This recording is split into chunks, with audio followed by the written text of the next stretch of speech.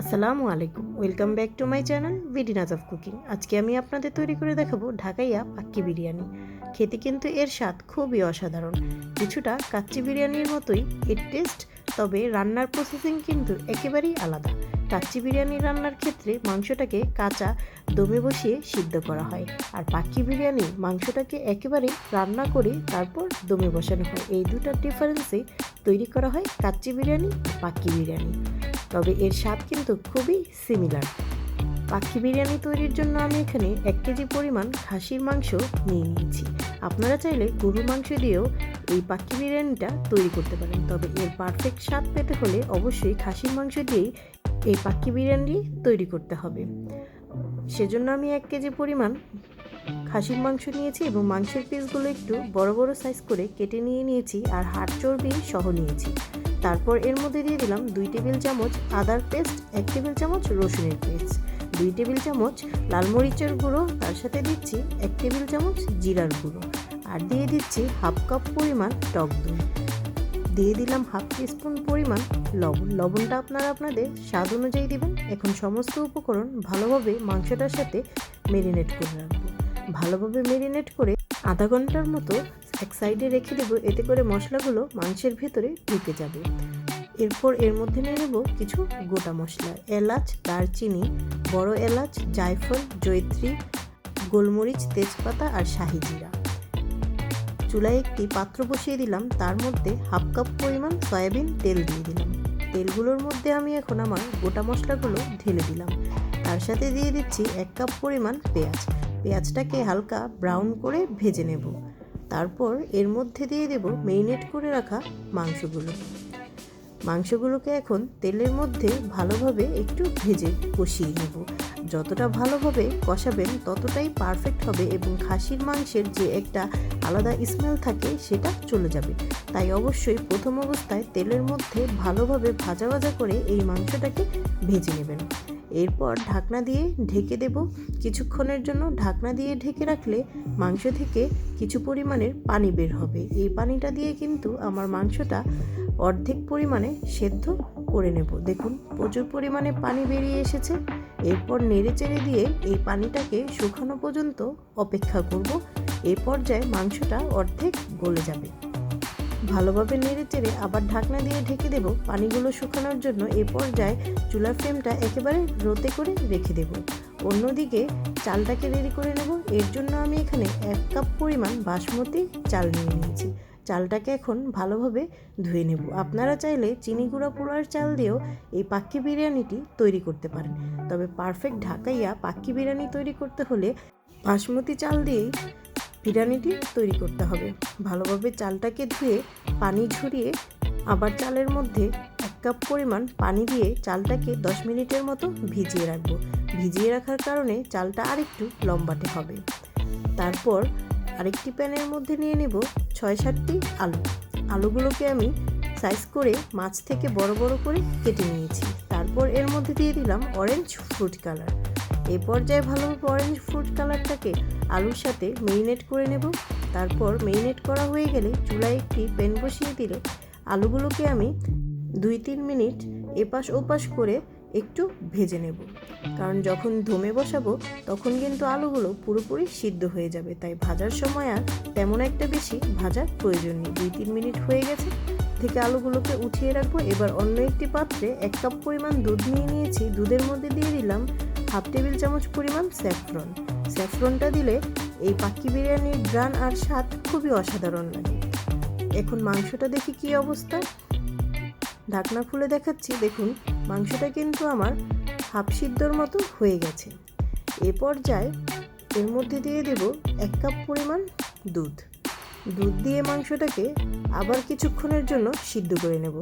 আপনারা চাইলে পানি দিয়েও মাংসগুলোকে পুরোপুরি সিদ্ধ করতে পারেন, তবে পাক্কি বিরিয়ানির পারফেক্ট স্বাদ আর ফ্লেভার পেতে হলে পুরোপুরি রান্নাটা দুধ দিয়ে করলেই এর স্বাদটা খুবই অসাধারণ লাগবে আপনাদের কাছে।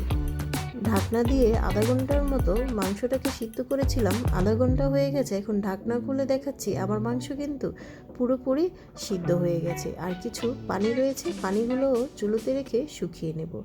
এবার অন্য একটি বড় সাইজের পাত্র নিয়ে নিলাম। যে পাত্রটির মধ্যে আমি পুরোপুরি রান্নাটা তৈরি করব, সেই পাত্রের মধ্যে আমি আমার রান্না করা খাসির মাংসগুলো ঢেলে দিলাম। তারপর দিয়ে দিচ্ছি উপর থেকে পেঁয়াজ বেরেস্তা 1 কাপ পরিমাণ।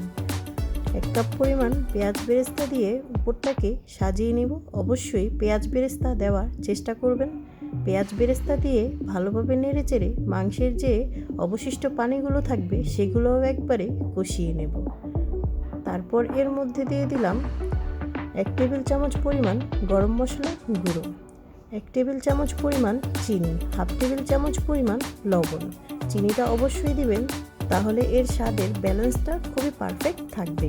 এই পর্যায়ে সমস্ত উপকরণ ভালোভাবে মিক্সড করে নেড়ে চেড়ে তার মধ্যে দিয়ে দেব 5-6টি আলু বাখারা। তারপর ভেজে রাখা আলুগুলো দিয়ে দেব এর মধ্যে। আলুগুলো দিয়ে একেবারে মিডিয়াম ফ্লেমে রান্না করব কিছুক্ষণের জন্য। রান্না হতে হতে অন্য একটি চুলায় বড় একটি পাত্র বসিয়ে তার মধ্যে 3 কাপ পরিমাণ পানি দিয়ে দিলাম। পানির মধ্যে দিয়ে দিচ্ছি 1 টেবিল চামচ পরিমাণ শাহি জিরা। শাহি জিরাটাকে দিয়ে একটু নেড়েচেড়ে এর মধ্যে দিয়ে দিলাম 1 টেবিল চামচ পরিমাণ লবণ।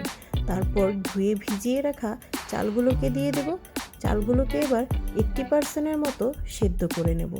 যেহেতু বাসমতি চাল আর আধা ঘন্টার মতো আগে ধুয়ে ভিজিয়ে রেখেছিলাম, তাই এই চালটা সিদ্ধ হতে আমার বেশি সময় লাগবে না।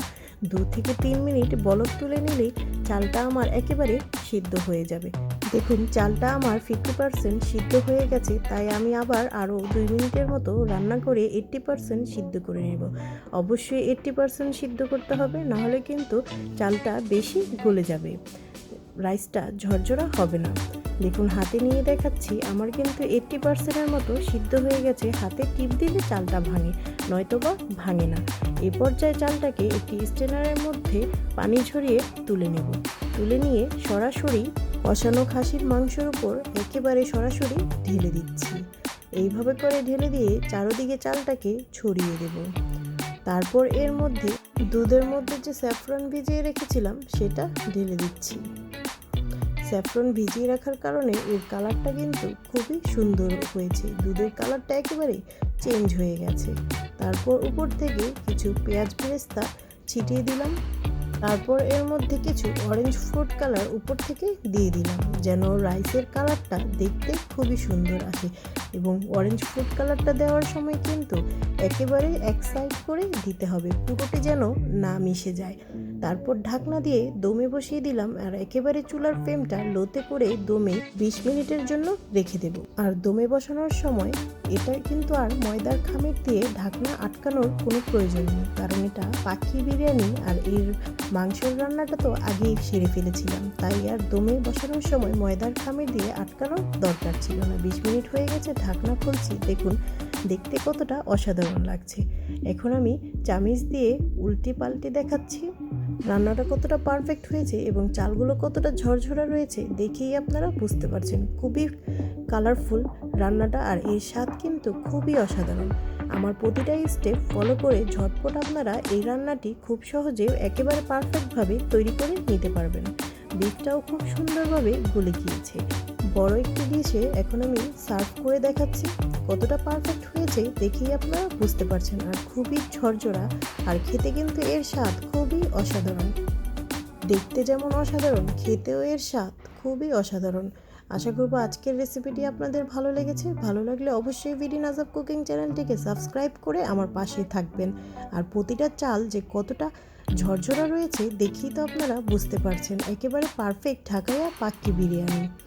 আজকের মতো বিদায় নিচ্ছি, আবার আসবো নতুন কোনো রেসিপি নিয়ে। খাসির মাংসটা কতটা পারফেক্টলি ঘুরেছে হাতে নিয়ে আপনাদের দেখাচ্ছি। খুবই টেস্ট হয়েছে এই রেসিপিটা, অবশ্যই আপনারা বাসায় ট্রাই করবেন। আল্লাহ হাফেজ।